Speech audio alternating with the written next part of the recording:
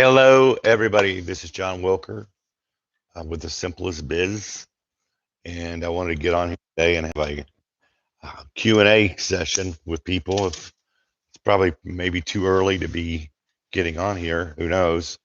But I want to go over some common questions about this business model. First of all, before I get started, if you're somehow landing on here and you never heard about this before, I'll give you a quick synopsis. I've been running a pallet business, a simple version of a pallet business for the last 23 years. A business where I don't have employees, I don't have a warehouse, I'm not lifting this stuff, I'm not sorting. I have customers that supply me with pallets, and I have businesses that need them. And I'm not talking about just standard, what are called the standard pallets, the types you see behind grocery stores and that type of thing. We're dealing with a large variety of pallets, even mixed loads of pallets. And I teach other people how to do this. So for people who've just maybe landed on here, don't know who I am, I wanted to go through that. I have a training as well that teaches you how to do this from A to Z. I've learned a lot in the last 23 years. So I want to get that out of the way. While I got you on here, if you want a thumbs up for and maybe subscribe, and I do other live videos, that'll be helpful. There's a chat section on here, I believe. If you have any questions, I believe you're going to be able to type them in. I'll cover a few common questions to begin with that has to do with this business model. One other aspect about it that you might want to know about is the supply we get. We're not having to store it. We have suppliers, right? We get 95% of the stuff for free. So our low overhead is really low when it comes to this type of business.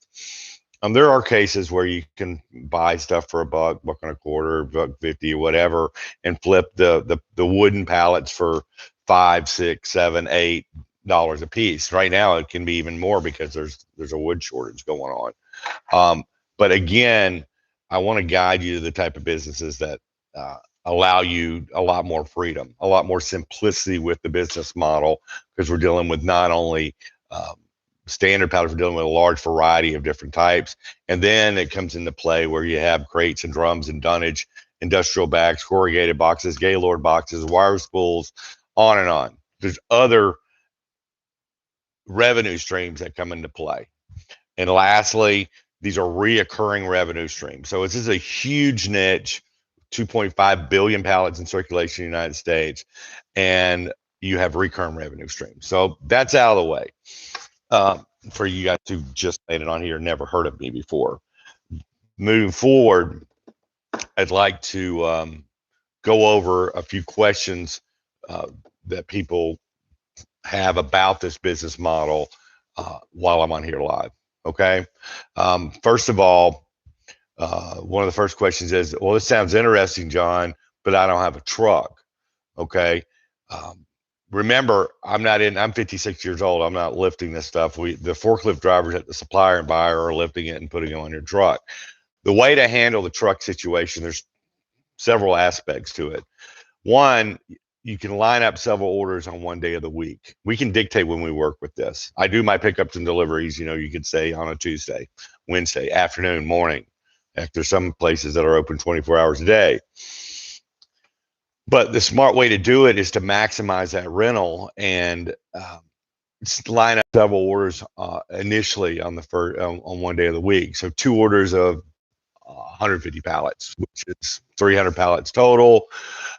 You're renting the truck. The truck is going to cost you a flatbed. You don't need a CDL for it or anything, but it's a flatbed truck you can get from Penske or U-Haul, not U-Haul, Enterprise Rent-A-Car. You can rent a trailer as well if you have something to pull it with already for a little bit cheaper. That's going to cost you in the neighborhood of 120, 130 bucks a day area, right? But if we're getting our supply for free and we're selling for $5 a piece or $6 a piece, do the math. 300 pallets times 5 is 1,500. You're going to pay out 180 toward the rental. But it's a lot more effective to do that if you have a couple orders lined up, because you're making more bang for your buck. You could do one and you'd be at what, 750 minus 140, but why not do 2? on that first initial push out there to do this, and then you'd put that money aside, at least most of it. And next week, those businesses order again, as a common occurrence. So, and by the time next week rolls around, not only are you doing the 150, you're doing possibly another couple of orders as well, one or two extra orders, because I teach you in the training who these businesses are to deal with, how to set the deals up, how to get exclusivity for the pallets and all that. So the next week rolls around, and now you have 3 orders, of maybe 400 pallets as an example. And you do that again. And you can go out after that point because the business has generated you money and use that money to go out and buy an older flatbed truck. I'm not talking about a semi truck. We're just talking about a flatbed where it's connected to the cab, like a U-Haul, but it's open, right? It's not a box, it's open. And we find them all the time, $2,000, $2,500, $3,000. Mine was $3,600. It's been like 7.5 years ago I had it. It's a 96 F350 flatbed truck. Nothing fancy. In fact, we don't even want to be flashy with this. We want to be under the radar with this business model. So there you go. As far as the truck rental goes, can anybody have the folks that are on here? I'm not seeing any. If y'all could put a 1 in the comment section, if y'all figure that out. Let me see if I got everything set up right real quick. Why is that not showing?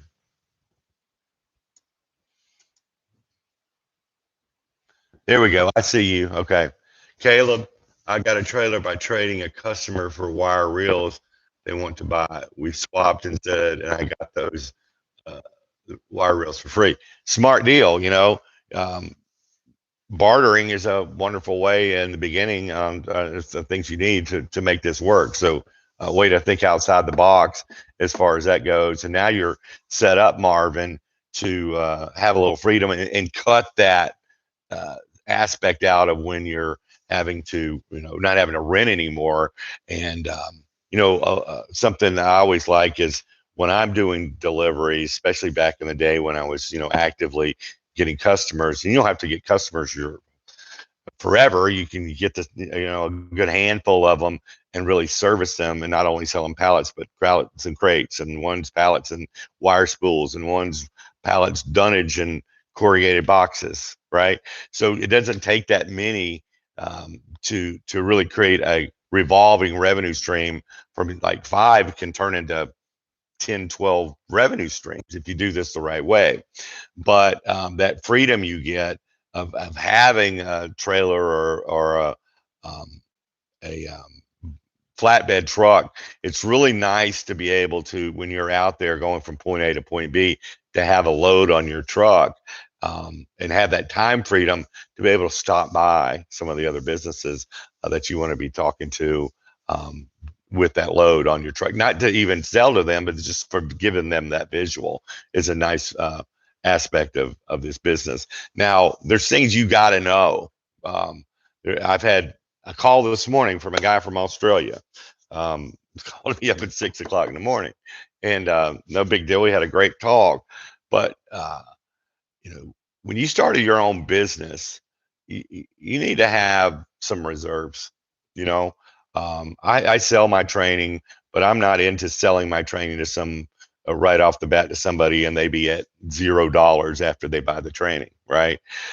We're going business for ourselves.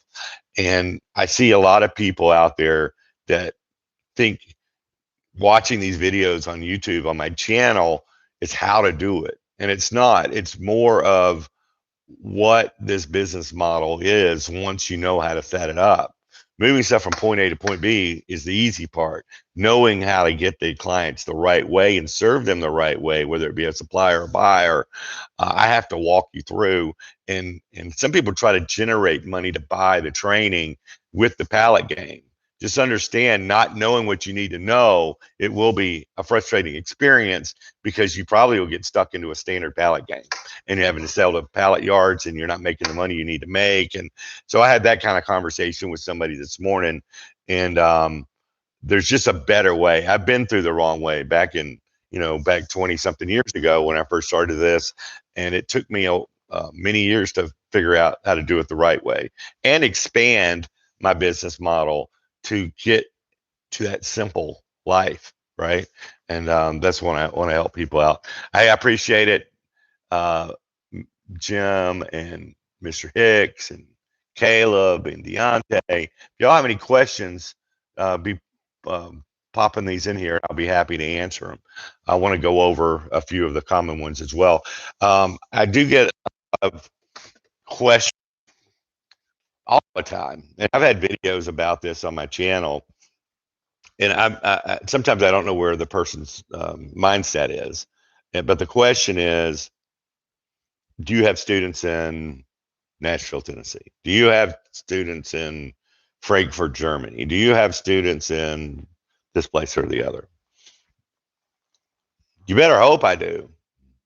One thing that for people that may be watching this that aren't even in the group, they can testify at any hour of the day. There are students doing deals with each other throughout the day. Okay. So, and plus you have a like-minded soul in your area that you can, one, be work deals together is one, but also have an accountability partner is another one. And two, kind of work through the situations you're going through. Now we have a private Facebook group with the training, but it's real helpful to have somebody local as well. I think some people, when they ask that question, they're going, "Oh, this is a glutted market or something." Um, I don't even know if it's possible to be glutted. It's 2.5 billion pallets circulating, and it's growing exponentially on a yearly basis. There's so much to deal with, and it's not like you have to have 25 businesses to deal with, or customers buying from you to make this work. You can make a lot of money with 4 or 5 customers if you do it the right way. Okay. So I see George had, what are the risks of doing this without the business and without an LLC or business? Um, the only one time in my 23 years have I ever been asked to have liability insurance to be on the property of the business I was dealing with. And I talked to my insurance agent, and there was a fee for it. It wasn't ridiculous, but the fact that they were making me jump through that hoop. The funny thing that happened in that particular situation is literally, I basically, the businesses here that I'm dealing with, I turn around, the fence right here, over that fence, there's 4 times as many pallets at a business standing there that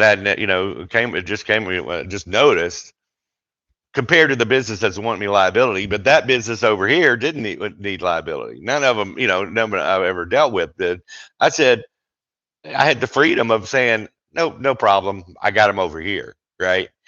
And I've had that supplier for years and years and years. So, they're so prevalent, the pallet business is, there's tons of business to work with where that doesn't come into play. Now, LLC, it's a smart way to go. I'd suggest, and I cover this in the last module of the training, is how to run the whole backside of the business. But I'm suggesting, keep it simple at first. You can start as a sole proprietor and put your social security number on the W form that the vendor, as a vendor to begin with.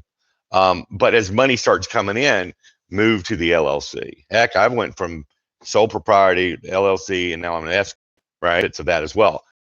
Said, I have a whole section in the training in the last part of it, as far as how to set the backside of the business up. And I even brought, there's really good information. There's every crazy detail you can think of as far as keeping more money in your pocket as far as taxes go, how to set the business up, how to do the invoicing process, all the different deductions that we have, way to set the business up. All of it's covered. It's actually one of the larger modules in the course because there's a lot of ways of going about it.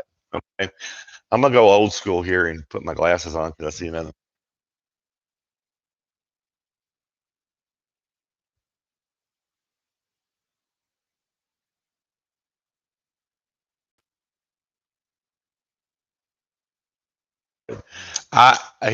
You can do this with without a website getting started. In fact, if you do a website the right way, and you have, we do websites for some of our students that don't know how. We actually have a separate training that can teach you how to do it yourself, because it's a great skill set to know, not only building a website, but doing it where actually search engine optimization is taking place, where you show up. Now, when we build a website for somebody, it's a 4 to 6 week process, because it's not just putting a website together. There's a lot of research that takes place when it comes to a website. Okay. And there's a lot of skills that come into play, and knowledge that comes into play, to get eyeballs and get that site in a position for you to have phone calls.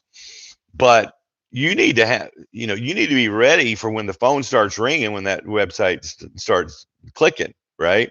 When those phone calls get in. So you would have, let's say you join the training, and you ordered us to do a website for you, or you're building it yourself, or you want to learn how to do it with the side training we have to teach people how to do it themselves the right way. Well, that process takes some time, but you also need to have some network built out, which we guide you to, hands-on, eyeball to eyeball, going to the business we're talking about. So when those calls come in, you're not caught flat-footed, right? You want to have some things in place. So some of my, some of the successful students in the business, they went to a website model as well, because they saw their business growing and they added that onto it. And it's like putting gasoline on a fire, and it really took off from there as well, getting deals you never would have gotten if you didn't have a website. So, one of my students got through their website, they got a 80,000 crate order. Now they brokered it, because we teach brokering in the training. They only made up $1 markup, but it was 3 phone calls, not leave the house. And that's an $80,000 windfall in a 24-hour period. But do you think they would have gotten that call if they didn't have the website? It came from Hyundai. So absolutely, I'm a huge fan of websites. It's just doing it in the right order. Okay, does that make sense? I own 22 websites outside of the pallet business. I know that skill set. And that's one, either to know that skill set, or two, have that working for you, because the website's going to work for you 24 hours a day, 7 days a week. I'm not talking that has 5 pictures on it and 150 words. It's not already in the eyes of Google. There's work that needs to be done to make it effective. At you're on page 1, in the map section, at least, huge. That's where 90 to 95% of the business goes, is page 1 on Google. So big fan of it, but you got to be ready to get your network set up in the right priority. Okay, great question. Hey there, what's that? Yeah, I'm in Houston. Big, huge market in Houston. Do pallet yards buy all sorts of pallet, or only 4840? Majority of pallet yards, over 95% of their business is standard 4840 pallets. Okay, so if you're just getting started and you have a supplier and you got to go to a pallet yard right off the bat, your first few days in the business, that's fine. But I want one not be in the 4840 game as least as possible. It used to be, when I first started, 90% of my business, the 4840 game. I wanted to simplify my life, and that's why I worked so hard and learned the tactics of getting out of it. So now I'm only 10% in the 4840 game. It's actually a little less than that. I finally have a customer that switched after 13 years. Finally got them to switch off the standard pallet. But most of my business is not the 4840. because you got to realize the pallet yards are after them, the scavengers are after them. You got to supply, and then the next week you don't. You know, there are businesses that need it. So there's a tactic of the type of business you going after, the size business you're going after, the questions you need to ask, and the answers you need to have. That's delivered in this training to help you simplify this business in a way where you have mountains of access of stuff outside of the 4840 game. Okay. Will you have some of that mixed in? Yes. Will you maybe start with a customer that thinks they need 4840s? Yeah, it can happen. It will happen. Um, but there's tactics of getting serving those businesses in a different way, where there's a lot of other mountains and mountains of uh, varieties of palettes and varieties of size, varieties of styles that can come into play to make your life easier. Back to the glasses. That's what happens when you're older.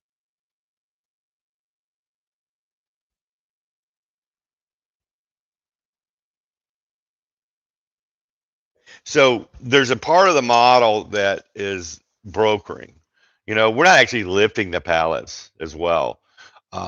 You know, you do have to be able to communicate. So I don't know if your left side is affecting your speech or not. You could work it possibly through email if that's the case. You know, there is an advantage of being able to speak to people in any business, right? So if you can do that, and you have the ability possibly to even visit some of these businesses, but we have phone scripts as well in the training to do this over the phone. I'm more of an eyeball to eyeball, belly to belly kind of guy when I do business, but there's involved. Um, don't have to actually fit stuff from point A to B, point B, and you're getting a cut of the action. So that's taught in the training.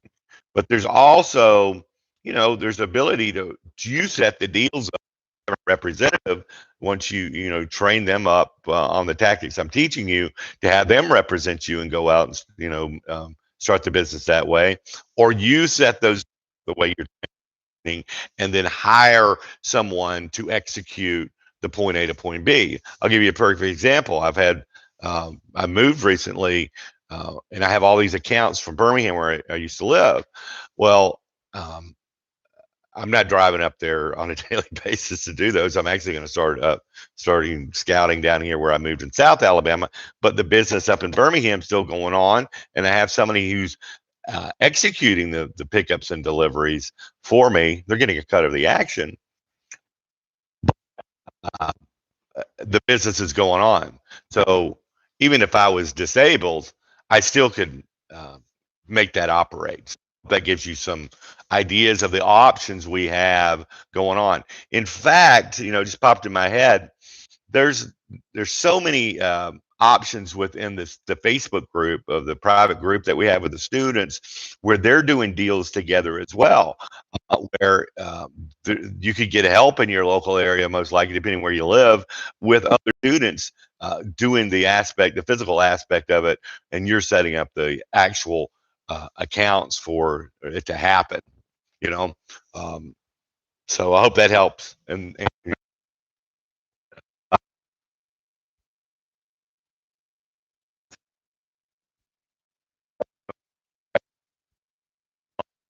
we have those options. What I want you to do, Maurice, instead of me getting into all of that right here, are two things. One, I want you to do your due diligence, make sure you understand before you purchase a training. I want good students. Makes my life more simple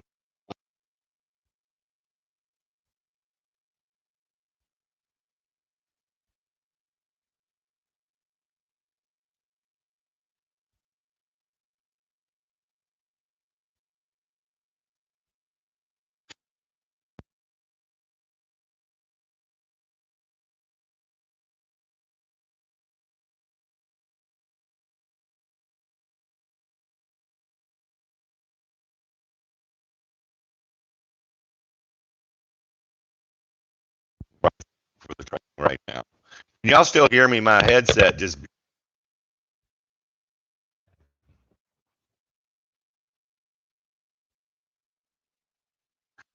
yeah.